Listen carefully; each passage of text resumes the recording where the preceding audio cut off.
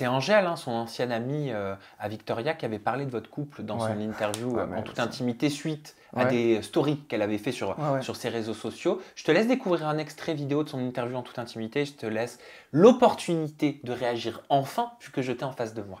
Sauf que moi, je le connais, le Nico, je l'ai pratiqué. Et il est collé, il est collé comme une moule à son rocher avec elle, H24, il est jamais seul. Et il est totalement mythomane, je le dis, il est totalement... voilà.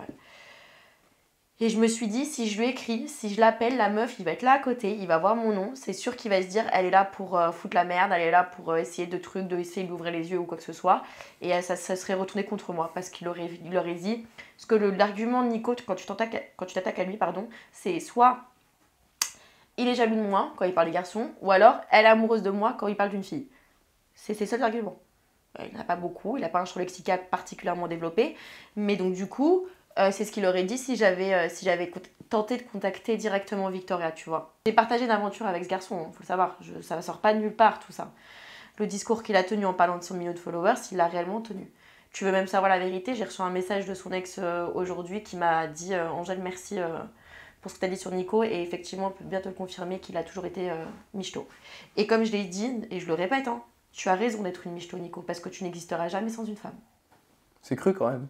Un peu. Ouais, bon après, je sais pas ce qu'elle appelle michto, si elle a dit par rapport aux abonnés, mais moi en fait ça me fait gagner quoi? Enfin, je sais pas comment t'expliquer de sortir avec une fille comme ça, sachant que j'ai été caché. Moi c'est elle qui a officialisé, hein, Victoria. C'est-à-dire que moi je voulais rester caché. Donc de base, je mise sur ni l'influence, l'argent, j'ai toujours, enfin tous mes potes le diront, j'ai toujours payé pour tout le monde, et là encore à l'heure actuelle, je sais pas, j'ai toujours été comme ça, je suis généreux en fait, j'ai toujours été super généreux avec tout le monde.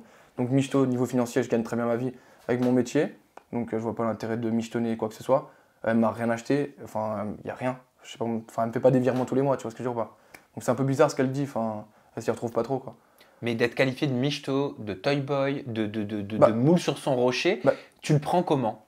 Oh, je m'en fous. Oh, franchement, moi, au contraire, même quand elle avait dit ça sur les réseaux, parce qu'elle s'est pas attaquée directement à Victoria, en gros, genre, elle a fait des stories. Enfin, je suis désolé. C'était pas des stories visées. Le nom n'était pas cité. Non mais attends, si, c'était visé là.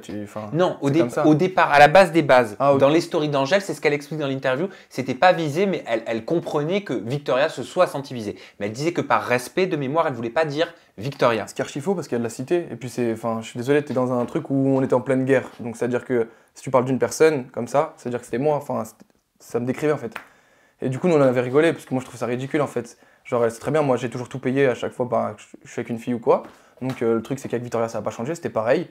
Et du coup le truc c'est qu'on rigolait, même on était en train de faire les boutiques avec Victoria, ce jour-là je me rappellerai toute ma vie. Et elle s'est acheté plein de trucs, elle a fait genre qu'elle avait acheté pour moi et on faisait des stories, oh, je suis ton toy boy et tout, on rigolait. Parce que c'est ridicule, franchement c'est petit de dire ça alors que... Comment vous l'avez géré ça, vous, avec Victoria, quand vous étiez en couple à ce moment-là? Avec humour, nous ça nous a fait marrer, on a abusé. Hein. Et encore il y a des stories qu'on ne mettait pas parce qu'on disait on va trop loin. Dans les trucs, on avait des propos, c'était trop drôle. En fait, moi ça me fait rire ce genre de truc. Moi je prends tout à l'humour quand c'est des trucs qui sont pas fondés. Du coup on rigolait de ça en fait. Pourquoi tenir ce genre de discours sur toi? Qu'est-ce qui s'est passé entre vous pour en arriver là? Je pense que je sais pas, il y a eu un petit... je sais pas. Franchement elle est bizarre. Moi j'ai du mal à cerner. Je sais pas. Soit elle voulait entretenir le buzz pour faire un truc, une émission derrière en s'attaquant avec Victoria ou je sais pas ce qu'elle avait dans la tête honnêtement. Après peut-être qu'elle a pris le seum par rapport à l'émission parce qu'on s'était pris la tête ou je sais pas. Alors toi, j'ai entendu que tu avais dit sur tes réseaux, je l'aime pas du tout. En plus, elle a fait des choses qui m'ont pas plu dans l'émission. Et là, elle s'est acharnée sur moi après l'émission parce qu'elle a une vie de merde alors que moi, je suis très bien dans mon couple. Oui, voilà. Tu l'as pris comme de l'acharnement? De l'acharnement, c'est un grand mot. Hein, parce que là, c'est la grande mode, ce qu'elle vient... Enfin, comme elle, hein, elle fait ouais, l'acharnement sur le tournage. Pas du tout, en fait. Moi, je l'ai pas pris comme vraiment de l'acharnement. Au bout d'un moment, c'est juste tous les jours, en fait. Moi, je suis tranquille. Moi, je demande rien à personne, en fait. Je suis tranquille, l'émission elle est finie, on n'a même pas pourquoi tu veux me parler en fait? Pourquoi tu veux faire des trucs sur les réseaux comme ça? Nous on est très bien, on vivait notre vie tranquille, on était bien, tu vois. Elle, je sais pas, elle devait se faire chier, elle devait faire, je sais pas. T'as dit aussi à quel moment le matin tu te lèves, tu vas te dire vas-y, je vais faire des stories le matin en se levant, hein, sur le couple, Victoria et Nico. Existe toi-même en fait, au lieu de dire j'existe à travers une fille. Tu as dit aussi sur tes réseaux, tu parles de buzz, tu es derrière moi en train de courir pour gratter des séquences. Elle me courait après, je voulais pas lui donner la parole parce que je ne pouvais plus me la blairer. Elle cherchait la merde H24 et je n'en pouvais plus dans cette émission. Pourquoi tu pouvais plus te la blairer? Quand on peut plus blairer quelqu'un, c'est généralement parce qu'il y a eu des choses qui font que, ou alors que nos caractères sont pas compatibles. Déjà, de un, les caractères sont pas du tout compatibles. Ensuite, c'est une fille que, moi j'aime pas sa façon de faire en fait. En tout cas, elle est intelligente, elle a tout compris à la télé. Et elle aime bien faire des séquences. Donc franchement, c'est une super bonne candidate, ça, on peut pas lui enlever. Hein. Par contre, c'est insupportable. Moi, je m'en fous en fait. C'est-à-dire que je suis tranquille, viens pas là m'embrouiller pour rien. C'est-à-dire que la fille, elle va entendre un truc, elle va le prendre, elle va le répéter déformé, et elle va gueuler. Donc c'est-à-dire que ça fait une séquence toutes les 2 secondes. Mais c'est bien pour elle. Hein. Mais nous, on est là, on subit en fait. Enfin, je suis désolé. Même moi, enfin, franchement, elle faisait des trucs de fou. C'est-à-dire qu'un soir, j'étais tranquille, il n'y avait plus personne à la maison, parce qu'ils étaient partis en activité. Et on était tranquille. Je discutais avec Emma, mais genre rien à voir, alors qu'on se parlait, parce qu'il y avait que nous dans la maison, tu vois. Genre pas un truc de drague ou quoi que ce soit. Elle arrive, elle fait alors, c'est bizarre quand même, hein, tu la toses et maintenant tu lui parles, elle commence à gueuler. Du coup, moi j'ai dit vas-y, ça suffit. Je commence à marcher, je vais dans le jardin en fait.